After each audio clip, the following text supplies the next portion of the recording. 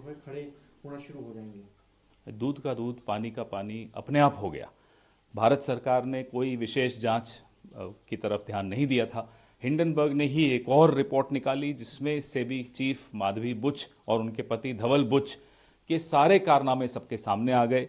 Offshore companies में उनकी investment सबके सामने आ गई। ये वो कंपनीज हैं जिसमें अदानी के भाई विनोद अदानी की भी इन्वेस्टमेंट्स हैं। जब सब कुछ सामने है तो सवाल ये उठता है कि माधवी बुच को जब सेबी का चेयरमैन बनाया था, क्या भारत सरकार को ये जानकारी नहीं थी? अगर नहीं थी तो ये बहुत बड़ी विफलता है, भूल है, और अगर थी तो षड्यंत्र का हिस्सा भारत के प्रधानमंत्री खुद हैं। सर सवाल, क्योंकि सेबी ने पहले क्या क्लीन चिट दिया, अब सेबी चीफ को ही अब कटघरे में। अब आप बताइए, आप अपने घर की रक्षा के लिए एक चौकीदार रखते हैं तो क्या उस चौकीदार पे एक और चौकीदार रखेंगे? तभी तो राहुल गांधी ने कहा था उस वक्त चौकीदार चोर है। साबित हुआ या नहीं हुआ?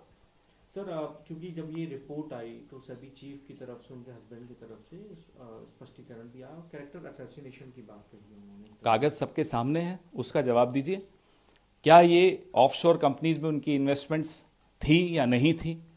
ये तो सबके सामने है ना, हाँ या ना का जवाब है। ये तो हम सेबी चीफ से भी कोई सवाल नहीं पूछ रहे, हम गौतम अदानी से भी कोई सवाल नहीं पूछ रहे, हम देश के प्रधानमंत्री से सवाल पूछ रहे हैं। क्या आपकी सरकार, जो कि बड़ी मुस्तैद मानती है अपने आप को, क्या उसको ये जानकारी थी या नहीं थी?